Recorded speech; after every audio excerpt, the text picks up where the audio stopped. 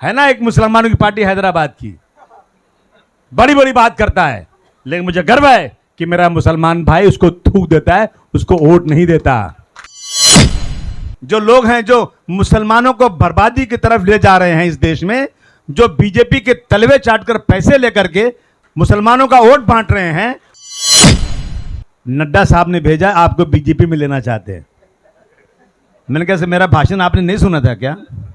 कहा सुना था मैंने कहा सबका मेरा पूरा भाषण कि मोदी जी आप मुझे बता दो कि आपकी सत्ता पूरे देश में है, गौ माता महाराष्ट्र में है, यूपी में है, तो गौ माता गोवा में क्यों नहीं है? अगर कोई हिंदू ने मुसलमान से शादी कर लिया तो आप 2 लाख रुपया दोगे, और किसी मुसलमान लड़के ने हिंदू से शादी कर लिया तो आप उसका घर जला दोगे? देश को बिकने नहीं दूंगा, सारा सब बिक गया। देश को झुकने नहीं दूंगा, चाइना वाले अंदर घुस गए। एक तन पर सोने का तार सजे और एक तन पर सूत का भी तार नहीं, इसीलिए बगावत करता हूं, यह अन्याय मुझे स्वीकार नहीं। बोल मुलायम हल्ला बोल, राशन की दुकान पर हल्ला बोल। बोल जवाना राशन की दुकान पर हल्ला बोल। बोल जवाना भ्रष्टाचार के खिलाफ हल्ला बोल। मैं जहां से एमएलए हूं वहां मैंने एक अस्पताल खोल दिया है। रोजाना 500 लोग 10 रुपए की दवा लेकर जाते हैं। अभी हम वहां पर एक ट्रेनिंग सेंटर लगा रहे हैं जहां किसी बेकार को इलेक्ट्रिक का काम, प्लम्बर का काम, मेसन का काम, एयर कंडीशन का काम, जो भी काम सीखना, जाइए लोगों के पास, बिल्डर कौन सा काम नहीं कर रहा है, लाओ मेरे पास बिल्डर की शिकायत, लिखित लाओ, बताओ क्या प्रॉब्लम है।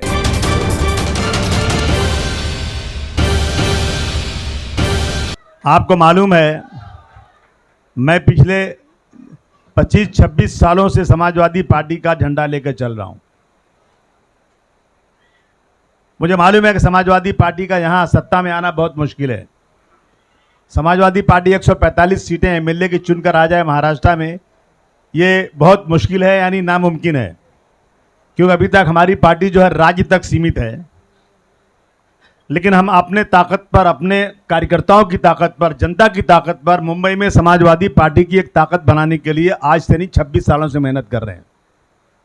हमारे बहुत सारे साथी आए, हमारे कार्यकर्ताओं की मेहनत पसीने से चुनकर आए, लेकिन ये लालची निकले और ये जो है किसी आइडियोलॉजी पर नहीं बल्कि सिर्फ पैसे कमाने और सत्ता में रहने की वजह से समाजवादी पार्टी छोड़कर चले गए। कहते हैं कितने कम ज़र्फ हैं ये गुब्बारे, चंद सांसों में फूल जाते हैं, जब कमीने उरूज पाते हैं अपनी औकात भूल जाते हैं। जिनको कोई पूछने वाला नहीं था, जिनका कोई नामो निशान नहीं था, मुझे खुशी है कि मैं आपकी ताकत पर उनको शक्ति मिली, लेकिन वो लोग रास्ते से हमारा साथ छोड़कर चले गए। मैं वहीं खड़ा हूं।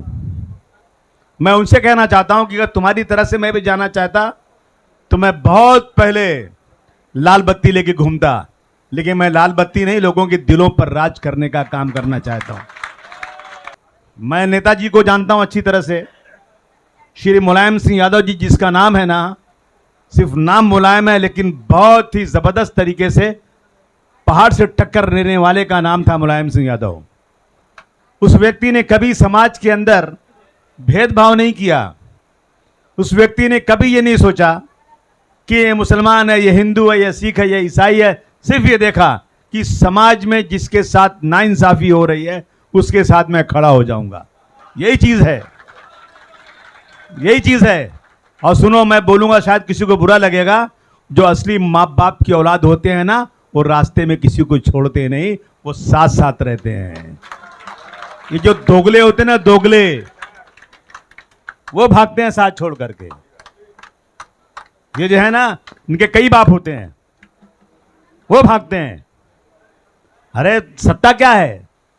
वसूल सबसे बड़ी चीज है। लेकिन आज का कार्यकर्ता थोड़ा लोभी हो गया है।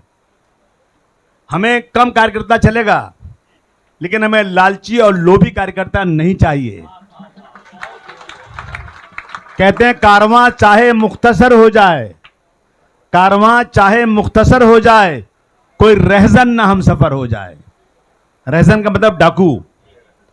कारवां हमारा, हमारी भीड़, हमारा संगठन छोटा है चलेगा, लेकिन सच्चा और बिल्कुल समाज में समाज सेवा करने वाला कार्यकर्ता चाहिए हमको।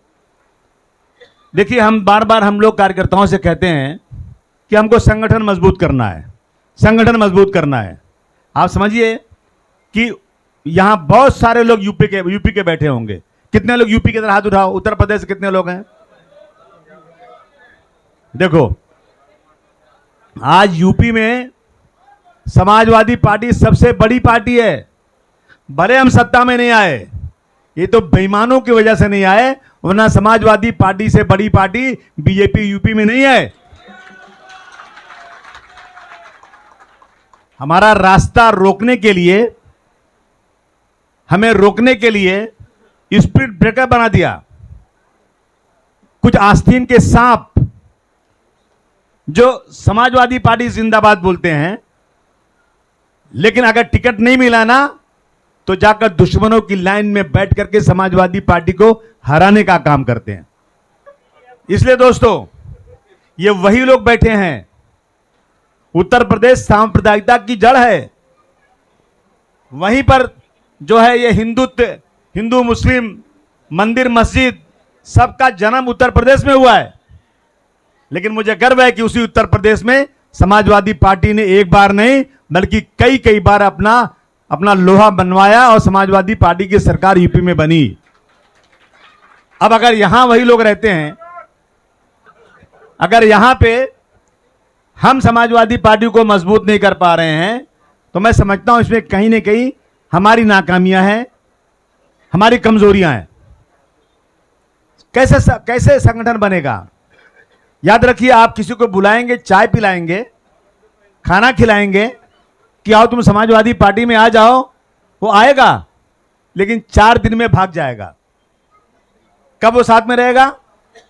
जब उसे लगा कि हमारे इश्यूज को लेकर समाजवादी पार्टी जो है चिंतित है, समाजवादी पार्टी हमारे इश्यूज को लेकर के सरकार से 2-2 हाथ करने को तैयार है, तो वो आदमी हमसे जुड़ेगा। आप मानेंगे, मैं यूपी में दौरा मैंने किया 6 महीने। पिछले इलेक्शन के पहले 6 महीने तक मैंने यूपी के बहुत सारे जिलों में दौरा किया। मैं सिर्फ 4-5 गाड़ी लखनऊ से लेकर निकलता था, मेरे पीछे 200, 300 गाड़ियां आ जाती थी। मुझे बड़ी खुशी उस वक्त हुई कि जब मैं किसी जिले में जा रहा हूं, मंच पे बैठा हूं, तो कोई आदमी आके कहता है कान में, आसिम भाई आपके बहुत आभारी हैं, बहुत धन्यवाद करते हैं। मैं नहीं पहचानता उस आदमी को, मैं नहीं जानता कौन आदमी है ये।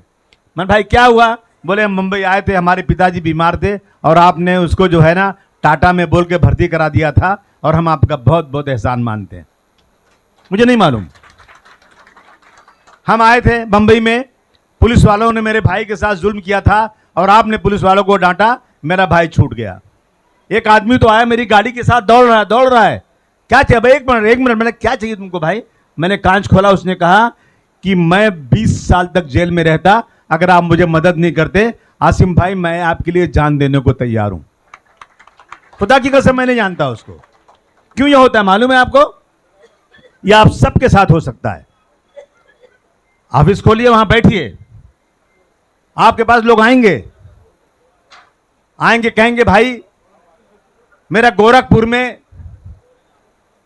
पुलिस वाले ने मेरे साथ जुल्म कर दिया। आप कहेंगे मैं क्या करूं? नहीं, उसकी बात सुनिए, कागज पे लिखिए और गोरखपुर के पुलिस वाले से, गोरखपुर के अधिकारियों से, जहां भी वो कहता है ना, टेलीफोन करके बात करिए कि भाई ऐसी ऐसी बात है, काम हो या ना हो। लेकिन आप एक बार कोशिश करिए, जो आदमी आया था ना वो आदमी खुश हो जाएगा कि मेरे लिए इन्होंने टेलीफोन तो कम से कम किया। आप पहले सरेंडर हो जाएंगे। अरे यार, मैं कैसे यूपी में बात कर सकता हूं? मलाड में फलाना आदमी का घर गिर रहा है, आपके ऑफिस में कोई आके आपसे बात कर रहा है। अरे भाई, मलाड से मेरा क्या लेना देना, मैं तो फलाने जिले का। नहीं, आप उस आदमी की पूरी बात सुनिए, कागज पर लिखिए, उसी वक्त टेलीफोन लगाइए, और अगर वो अफसर नहीं सुनता है तो आप अबू आसिम को कांटेक्ट कीजिए। मैं आपको यकीन दिलाता काम होगा। एक आदमी भी ऐसा बता दे मुझे कोई, मैं चैलेंज के साथ कहता हूं, चाहे वह मेरी पार्टी का कार्यकर्ता हो या ना हो, वो किसी जात किसी धर्म का कहीं का भी रहने वाला हो, चाहे उड़ीसा से चल के आया हो, चाहे बंगाल से चलकर आया हो, मेरे पास आया हो और मैंने कभी उसको मायूस किया हो, यह कभी हो ही नहीं सकता। सिर्फ एक ही बात है मायूस होने की, वो भी मैं खुल के बोलता हूं। आएंगे, पैसा चाहिए हमको। आसिम भाई 6 लाख रुपया खर्चा है, जरा दे दीजिए। भाई जो बेचारा परेशान है, लेकिन मैं कितने पैसे दे सकता हूं अपने हाथ से, कितने रुपए बांट सकता हूं? हम चाहते हैं सबको पैसे दे दें, लेकिन कहां से दे दें, कितने दे दें? और यह होता है ना, जब पैसे दो ना तो आदमी समझता है कि सरकार से आया था, एमएलए साहब को 100 रुपये आया था, 50 ही दिया, 50 खा गए। वो भी हम बर्दाश्त करने को तैयार हैं, जितनी कोशिश हो। और एक बात मैं भूल न जाऊं, इसलिए कहना चाहता हूं, चाहे इंसान यहां का हो, चाहे वह इंसान दुनिया के किसी कोने का हो, सभी अल्लाह और भगवान के पैदा किए हुए हैं। चाहे वो मुसलमान हो या हिंदू हो, वो सब अल्लाह या भगवान के पैदा किए हुए हैं। उस अल्लाह ने जिसने पूरी दुनिया बनाई, उस भगवान ने जिसने पूरी दुनिया बनाई, रात और दिन बनाया, और इतना सही कैलकुलेशन रखा कि जितने मर्द पैदा होंगे उतनी औरतें पैदा होंगी। कौन सी साइंस से वो काम कर सकती है? कौन है जो रातों दुनिया को बना सकता है? वो अल्लाह जिसने ये सब बनाया, वो चाहता ना तो हिंदू का खून लाल और मुसलमान का हरा कर देता। क्या था मुश्किल उसके लिए? लेकिन उसके पास कोई फर्क नहीं है। मैं बताऊं दोस्तों, हमारे एक पैगंबर थे, प्रॉफिट, जिनका नाम था इब्राहिम अलैहिस्सलाम। वो कभी अकेले खाना नहीं खाते थे, और हमारे बुजुर्गों ने भी मुझे कहा है कि बेटा खाना खाने जाया करो ना, अकेले मत खाया करो, किसी को बुला कर खाया करो। यानी मेहमान की बहुत बड़ी इज्जत होती है। तो जब वो खाना खाने जाते थे तो कोई किसी न किसी को बुलाकर खाना खिलाते थे। एक बार वो खाना खाने जा रहे थे तो कोई मेहमान था ही नहीं, अकेले थे वो। तो एक उन्होंने दरवाजा खोला, एक राही जा रहा था, राहगीर जा रहा था, उसको कहा कि भाई आपने खाना खाया क्या? नहीं। अरे आइए, दोपहर के वक्त साथ में खाना खा लीजिए। वो आ गया, आदमी आया, बोला बैठिए खाना खाने। तो उन्होंने पूछा उससे कि तुमने अल्लाह का नाम लिया कि नहीं? मुसलमान जब कोई भी काम करता है तो कहता है बिस्मिल्लाहिर्रहमानिर्रहीम, यानी अल्लाह के नाम से शुरू करता हूं, जो बहुत निहायत रहम वाला है, जो बहुत मेहरबान रहम वाला है। मुसलमान के लिए ज़रूरी है ये। तो उन्होंने उससे पूछा कि तुमने बिस्मिल्लाह पढ़ा कि नहीं पढ़ा? उन्होंने कहा मैं क्यों पढ़ूं, मैं थोड़ा मुसलमान हूं। तो उनको गुस्सा आ गया कि मेरे अल्लाह का नाम नहीं ले रहा है और मेरे दस्तरखान पर मैंने खाने को बुलाया है, तो मैं एक बार उठो, तुम जाओ यहां से, तुम मेरे साथ खाना नहीं खा सकते। वो आदमी बेचारा खड़ा हुआ और चला गया। उस जमाने में अल्लाह का मैसेज आता था। अल्लाह ने बोला, इब्राहिम तुमने जिस आदमी को खाने के दस्तरखान से उठाया, उस आदमी की उम्र 40 साल की है। 40 साल तक उसको खाना किसने दिया? मैंने दिया खाना उसको, मैंने खाना उसको दिया। तुम कौन होते हो उसका धर्म पूछकर उसको उठाने वाले? मेरे नजदीक सब बराबर हैं। इब्राहिम अलैहिस्सलाम को बहुत अफसोस हुआ। वो भागे भागे भागे गए और ढूंढा, वो आदमी आगे जा रहा था। उसको बोला, भाई माफ करना भाई, मैंने गलती किया, आपको उठा दिया, मेरा अल्लाह बहुत नाराज हो गया है, चलिए प्लीज मेरे साथ खाना खा लीजिए, ताकि मेरा जो है ना, जो अफसोस मेरा खत्म हो जाए। वो आए, उन्होंने कहा क्यों तुमने मुझे बुलाया? बोले मेरे अल्लाह ने कहा कि तुमको 40 साल से खाना मैं खिलाता हूं, तुम इसका धर्म पूछ करके कैसे उठा दिया तुमने उसको? वो आदमी मुसलमान बन गया कि तुम्हारा अल्लाह इतना अच्छा है, मैं मुसलमान बन जाता हूं। तो हम कभी भी हिंदू और मुसलमान के बीच में कभी भी कोई तफरका पैदा हो ना, तो मैं हाथ जोड़ के कहना चाहता हूं, मेरा कार्यकर्ता कभी धर्म के नाम पर किसी के साथ अलगाव नहीं करना चाहिए, चाहे कुछ भी हो जाए। और मैं मुसलमान हूं, मैंने किसी गुलाम नबी आजाद का जय जयकार नहीं किया आज तक, मैंने किसी मुसलमान पार्टी का जय जयकार नहीं किया आज तक। और मैंने जय जयकार किसकी किया? कुछ लोग मेरे पर तनकीद करते हैं, जो लोग हैं जो मुसलमानों को बर्बादी की तरफ ले जा रहे हैं इस देश में, जो बीजेपी के तलवे चाटकर पैसे लेकर के मुसलमानों का वोट बांट रहे हैं, वो कहते हैं अबू आसिम जो है मुसलमान को नेता नहीं मानता। मैंने कहा कि ये इस देश में वो आदमी नेता बनेगा जो सबसे अच्छा शरीफ होगा, जो सबको साथ लेकर चलेगा। मैंने मुलायम सिंह यादव का हाथ पकड़ा है और मैं भरी मजलिस में कहता हूं, जब तक राजनीति करूंगा सिर्फ और सिर्फ समाजवादी पार्टी की करूंगा, और जिस दिन छोड़ दूंगा ना, राजनीति से दरकिनार कर लूंगा। अभी मेरे पास कुछ दिनों पहले एक फोन मुझे आया गवर्नर हाउस से, राज्यपाल के घर के ऑफिस से, कि कुछ मेहमान आए हैं यूपी से, आपसे मिलना चाहते हैं। मैंने कहा सर भेज दीजिए।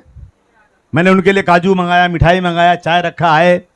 बंदूकधारी उनके साथ थे, बड़े नेता थे, आए बैठे मेरे ऑफिस के अंदर और बोलने लगे, भाई साहब आप कानपुर में जा रहे थे, आपका भाषण हमने सुना, बहुत अच्छा लगा हमको, और आप बहुत अच्छा काम कर रहे हैं, हम आपके पास संदेशा लेकर आए हैं।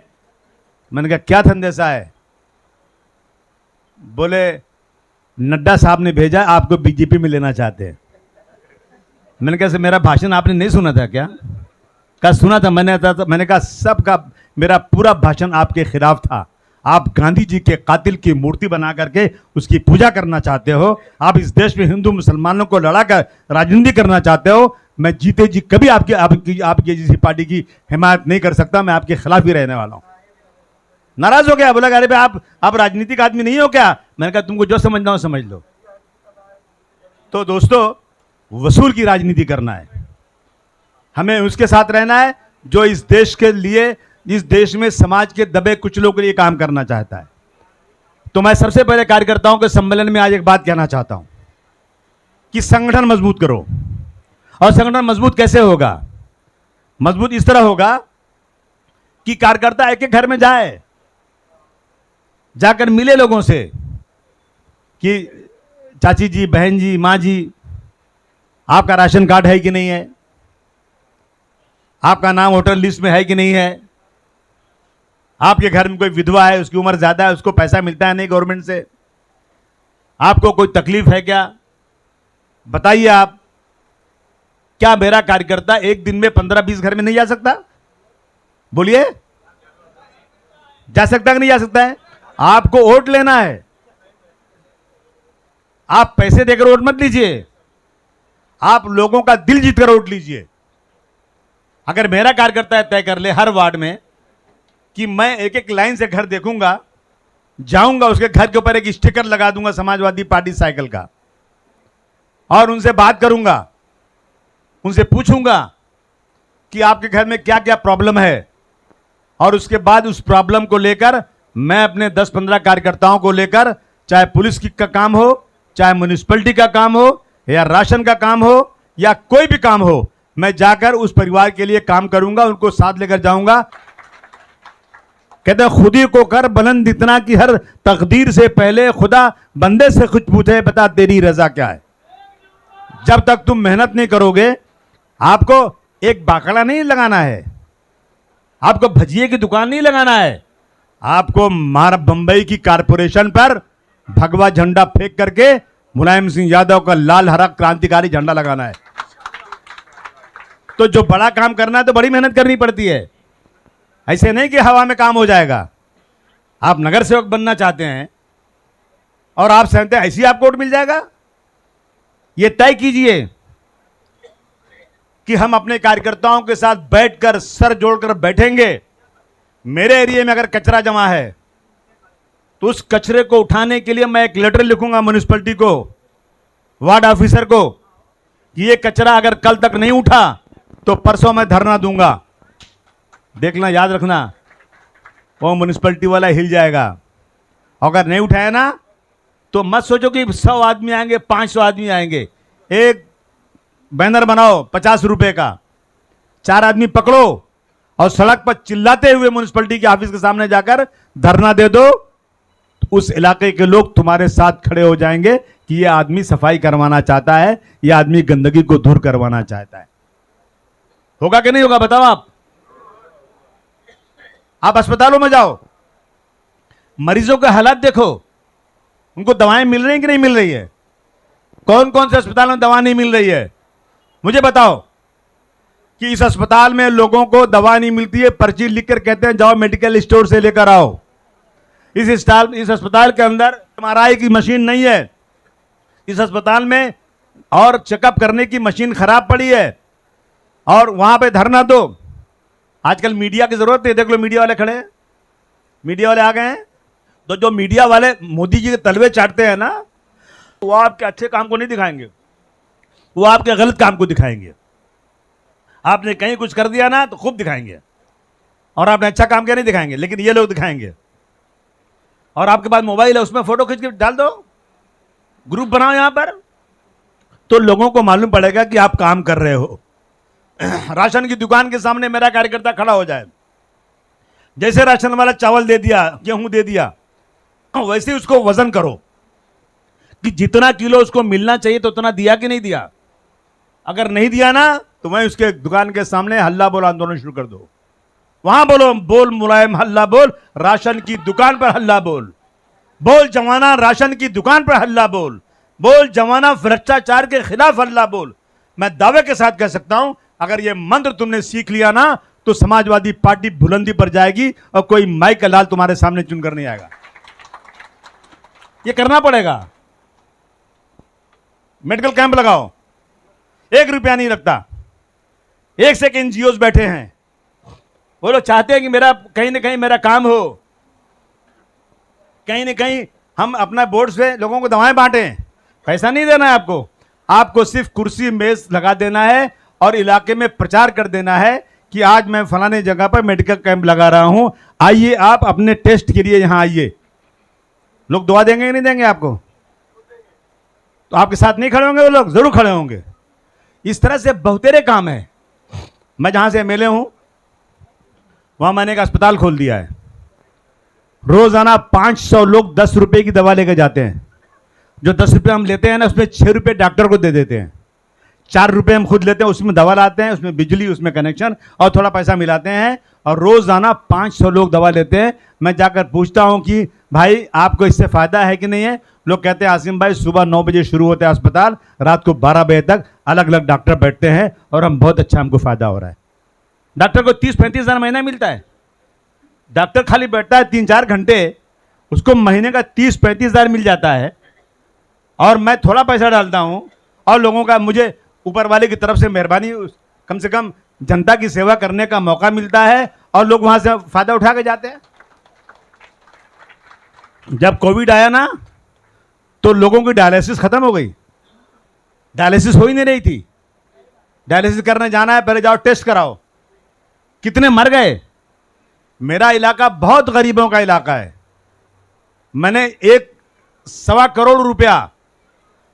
करोड़ रुपया मेरा अपना लगाकर मैंने वहां 10 डायलिसिस मशीन लगा दिया, और पूरे लोगों की रोजाना 40 से 50 लोगों की डायलिसिस फ्री होती है वहां पर। 6 महीने मैंने फ्री किया।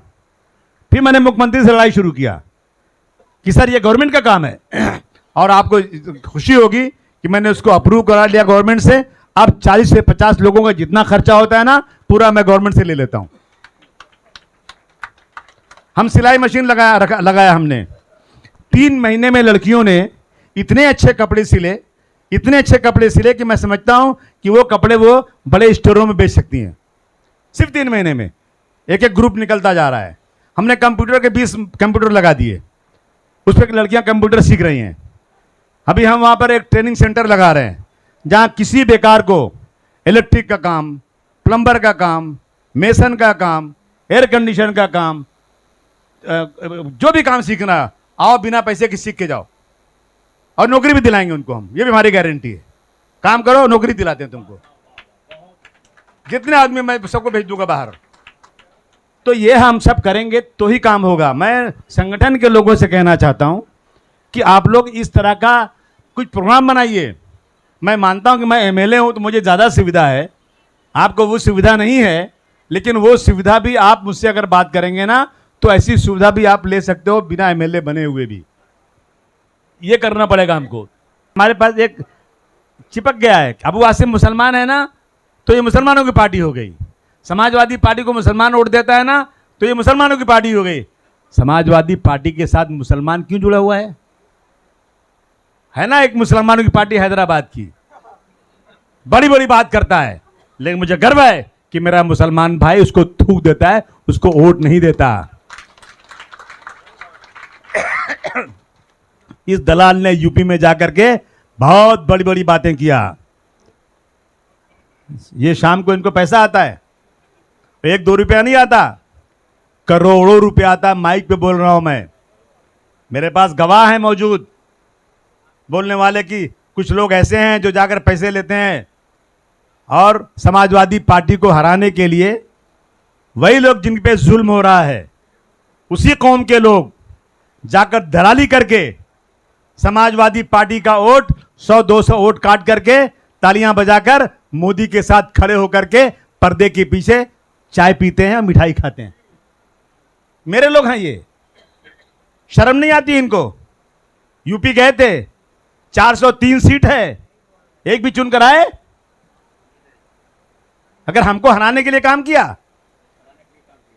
वो हम लोग कबड्डी खेलते हैं ना, कबड्डी कबड्डी कबड्डी कबड्डी कबड्डी, जाते जाते वो पाला बोलते हैं उसको ना, लाइन, वो पलवा पकड़ने वाले रहते हैं और कोई पकड़ के खींच देता है या सांस टूट जाती है ना, और बाकी रहता है 2 ही सूत, तो कलेजा एकदम मरा जाता है। यार क्या मुश्किल है यार, थोड़ा आगे गया होता ना तो चुनकर आ गया होता।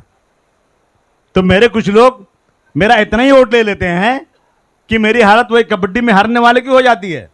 उनको जीतना नहीं है, उनको सिर्फ 200, 400, 1000, 2000 वोट लेकर के समाजवादी पार्टी और सेकुलर वोटों का बंटवारा करके जाकर बीजेपी के तलवे चाट करके दलाली कर रहा है और इस देश के अंदर सेकुलरिज्म को खत्म करके फिरका परस्तों का झंडा लहराना है। ऐसे दोगलों के खिलाफ मैं बोलूंगा बोलूंगा और बोलता ही रहूंगा, क्योंकि ये लोग देश को बर्बाद करने वाले लोग। हाँ, कहीं हर जगह जा रहे हैं। एक मसला है ना कि मुंह से मुटाई तो लोढ़ा हुई, ससुरा का हाथी घोड़ा हुई। 100 साल की पार्टी समाजवादी से चलिए मुकाबला करने। अरे समाजवादी पार्टी एक सेकुलर पार्टी है जिसमें उत्तर प्रदेश का 99% मुसलमान ने वोट दिया। इसलिए दोस्तों मैं आपसे कहने आया हूं कि हम लोगों को संगठन बनाना है। सारे लोग संगठन कैसे बनाना है? आंदोलन करके, इश्यूज निकालो। बहुत बड़ा धरना नहीं होता, ना हो 20 आदमी का धरना, 30 आदमी का धरना, रोजाना कहीं ना कहीं हलचल होना चाहिए। चारों तरफ लाल हरा झंडा दिखना चाहिए, चारों तरफ नारे आना चाहिए, गलियों में शोर मचना चाहिए। इंशाअल्लाह समाजवादी पार्टी अब की बार इतनी सीट चुनकर आएगी कि बिना समाजवादी पार्टी के मुंबई में मेयर नहीं बन पाएगा। ये हमारा सपना साकार करो आप लोग अब की बार। मैं भी तुम्हारा भाई हूं, मैं भी इसी मुंबई में राजनीति शुरू किया हूं, लेकिन मैंने कांग्रेसियों का चैलेंज कबूल किया। जो मेरे तलवे चाटते थे मेरे नेता ना, मेरे साथ थे ना, उन्होंने कहा अरे भाषण करना बहुत बड़ी बात है, बहुत है, जितना चाहो कर लो, लड़ोगे इलेक्शन बेटा मालूम पड़ेगा। मैंने कहा बेटा चैलेंज कबूल करता हूं, अब की बार लड़ जाऊंगा। 2 सीट से लड़ा इलेक्शन में, एमएलए क्या, और इसी समाजवादी पार्टी के उम्मीदवार को मुंबई और भिवंडी की जनता ने दोनों जगह से 20-20 हजार वोट से चुनकर दिया मुझे। क्या मैं कोई अलग हूं क्या? मैं भी तो समाजवादी पार्टी का हूं।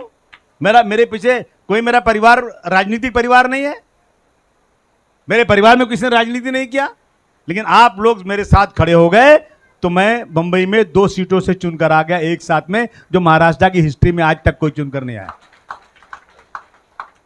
तो मेरी गुजारिश है आप लोगों से कि आप लोग अगर समय दे रहे हैं, मेहनत कर रहे हैं ना, तो जरा सिस्टमेटिक कीजिए, मेंबर बनाइए, आंदोलन कीजिए, जाइए लोगों के पास। बिल्डर कौन सा काम नहीं कर रहा है, लाओ मेरे पास बिल्डर की शिकायत, लिखित लाओ, बताओ क्या प्रॉब्लम है, जो आप बोल रहे बताओ मेरे पास। मैं एसआरए में कंप्लेन करूंगा, मैं बिल्डर के पास चलूंगा, धरने दिलाऊंगा, काम करूंगा, लाई तो सही।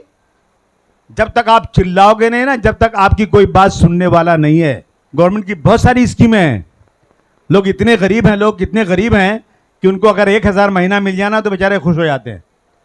ओल्ड एज पेंशन मिलती है, विधवा पेंशन मिलती है, विकलांग को पैसा मिलता है, आयुष्मान भारत का है, किसी को बीमारी हो गई कैंसर की, उसको गवर्नमेंट की तरफ पैसे मिलते हैं।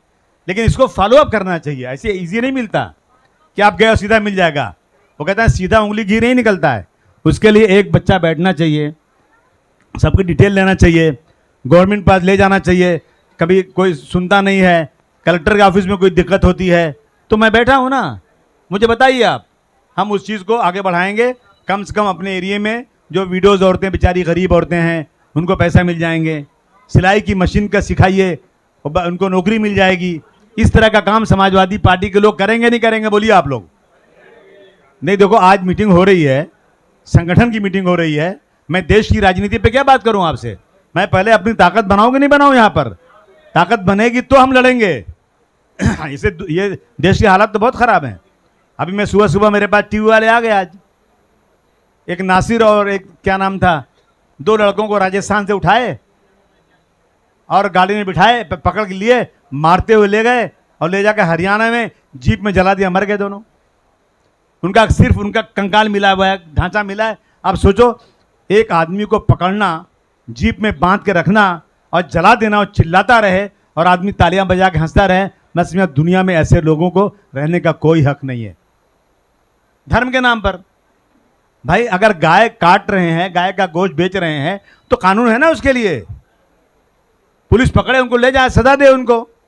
लेकिन मैं कह रहा हूं कि मोदी जी, आप मुझे बता दो कि आपकी सत्ता पूरे देश में है। गौ माता महाराष्ट्र में है, यूपी में है, तो गौ माता गोवा में क्यों नहीं है? गोवा में गौ माता क्यों नहीं? मेरा भारतवर्ष महान। आप जाइए नॉर्थ ईस्ट के अंदर, वहां उनका मिनिस्टर बोलता है मैं गाय का गोश्त खाऊंगा। मिनिस्टर बोल रहा है, वहां बंदी नहीं लगा रहे हो। और आप जो है, किसी के पास कोई गोश्त मिल गया बिना चेक किए हुए, आप उसको जला दे रहे हो। अभी बीच में एक लड़का मुंबई से गया दिल्ली में, अपनी एक गर्लफ्रेंड को जला दिया। क्या नाम था उसका? आफ्ताब। मुसलमान नहीं था वो, लेकिन आफ्ताब नाम था ना, तो मुसलमान समझ गया सब उसको। खूब टीवी पे चलाया, अरे बाप रे, दिन रात टीवी पे आफ्ताब ने ये किया, आफ्ताब रात को साला उसका बॉडी ले जा रहा है, फेंक रहा है, ये हो रहा है, उसका जो है ब्रेन मैपिंग होगा, उसको पकड़ा जाएगा, फांसी होगी। बहुत अच्छा। अभी 2 दिन पहले फिर एक लड़के ने एक ढाबे के ऊपर अपनी गर्लफ्रेंड को मार करके फ्रिज में डाल दिया और उसके बाद उसी दिन अपनी शादी भी किया। कहीं आए टीवी पे? सुना आपने? क्योंकि वो लड़का मुसलमान नहीं था, इसलिए नहीं आया। 2 साधुओं को इसी अपना थाना का नया जिला क्या है, पालगढ़ में 2 साधुओं को मार दिया बच्चे चोरी के नाम पर। कितना बीजेपी ने चिल्लाया शिवसेना के खिलाफ, कितना वावेला मचा, लेकिन आज 2 मुसलमान बच्चों को मार दिया तो टीवी में कहीं नहीं आ रहा, कोई इसके ऊपर नहीं चिल्ला रहा है। क्या है ये? लव जिहाद। अभी मैं गया था डॉक्टर के पास, अभी आंख दिखा कर आ रहा हूं, वहां लिखा था हिजाब मेहता। मैंने कहा ये हिजाब तो मुस्लिम नाम लगता है। बोले हाँ, मुस्लिम औरत ने मेहता से शादी किया है। ठीक है। मैं गया थाना में, वो जो अभी क्या नाम उनका है, जो पहले उसके राष्ट्रवादी के नेता थे, थाना शहर में, नहीं मर गए, उनकी डेथ हो गई। देखो अभी नाम याद नहीं आ रहा। जो हम डावकरे साहब, डावकरे राष्ट्रवादी के बड़े नेता थे। मैं एक दिन गया डावकरे साहब के नागपुर में, एक मीटिंग वो थी। मैं डावकरे मेरे दोस्त थे, मैं बोला रात को आता हूँ घर पे, आपके बात करना है। गया ना, तो मैं हॉल में बैठा ना, एक लड़की आई अच्छे कपड़े पहने हुए, कहा अस्सलाम वालेकुम। मैंने कहा वालेकुम सलाम। चाय वाय रखी उसने। मैंने कहा डाकरे घर में मुसलमान लड़की क्यों, क्या कर रही भाई? नुकरानी तो लगती नहीं है, तो लगता है कोई अच्छे घर की है। तो मुझे मालूम पड़ा कि डाकरे के लड़के ने मुमरा की एक मुस्लिम लड़की से शादी किया है। ठीक है, ये कौन सा लफ्ज़ जिहाद है? ये लफ्ज़ जिहाद नजर नहीं आता? अगर कोई हिंदू ने मुसलमान से शादी कर लिया तो आप 2 लाख रुपया दोगे, और किसी मुसलमान लड़के ने हिंदू से शादी कर लिया तो आप उसका घर जला दोगे, और लफ्ज़ जिहाद के नाम पर बंटवारा करोगे देश का? क्या मतलब इसका? क्या है ये सब? अरे 18 साल की उम्र के बाद, 18 साल की उम्र के बाद आदमी, कानून कहता है कि अपनी माँ बाप की मर्जी के खिलाफ भी लड़का काम कर सकता है। वो अपना धर्म बदल सकता है, अपने धर्म के खिलाफ किसी धर्म में शादी कर सकता है, कुछ भी कर सकता है। लेकिन ये लोग जो है ना, देश में नफरत बांट रहे हैं हिंदू मुसलमानों के बीच में। मैं हमेशा बोलता हूं कि महल और झोपड़ी सबका मुकद्दर फूट जाएगा अगर ये साथ हम हिंदू मुस्लिमों का छूट जाएगा। महल और झोपड़ी सबका मुकद्दर फूट जाएगा अगर ये साथ हम हिंदू और मुस्लिमों का छूट जाएगा। दुआ कीजिए कि हम में प्यार के रिश्ते रहे कायम।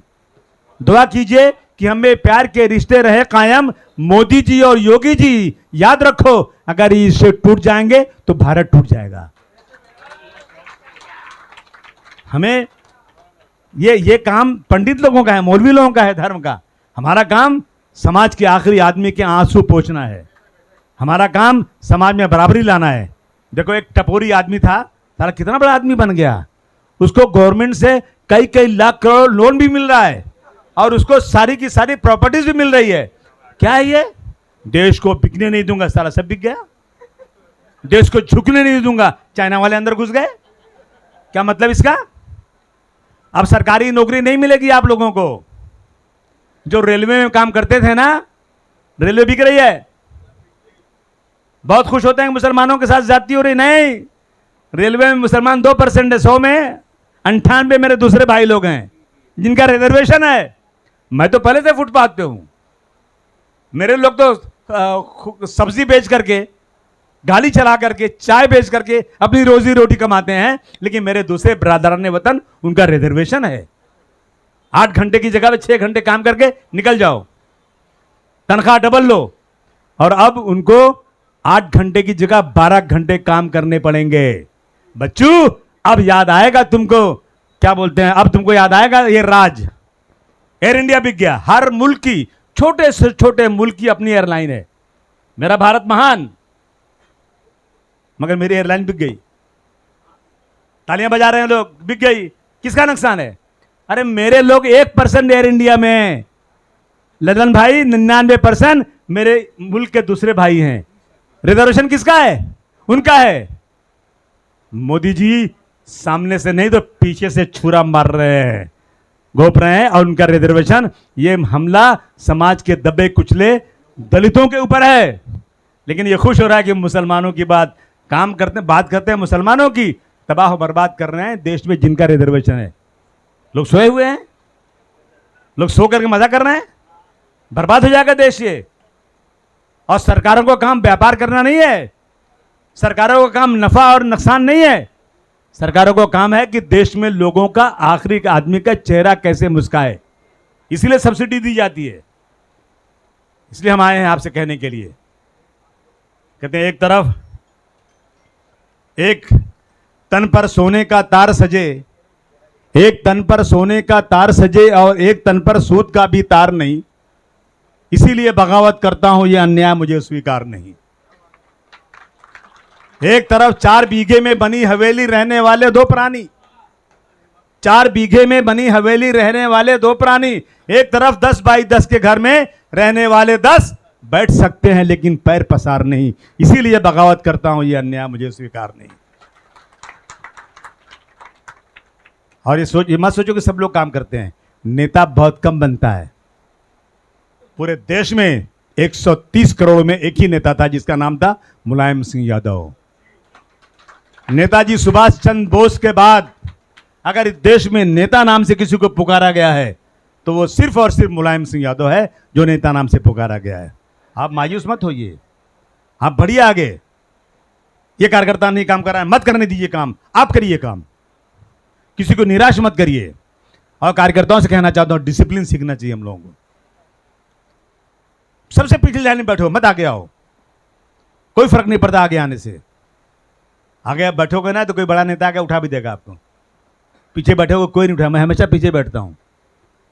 लेकिन जब काम करेगा आदमी ना तो नेता खुद ढूंढ के लाएगा उसको, यार तुम आगे आओ भाई, तुम्हारे बगैर मेरा काम नहीं चलता। अपने आप बुलाए जाएंगे। एक दिन नेताजी आए थे, हमारी शिवाजी पार्क में मीटिंग थी। बोले, अबू आसिम तुम कैसे आदमी हो? मतलब क्या हो सर? तुम रात को जो है झंडा बांध रहे थे एयरपोर्ट के लाइन पे, तुमको नहीं बांधना चाहिए। मतलब सर तो मैं क्या करूं, मैं बतवा रहा था। तो मुस्कुराए, बोले अबू आसिम मैं भी यही करता हूं, मैं भी यही करता हूं। जब कोई समझना मैं खुद झंडा बंधवाता हूं।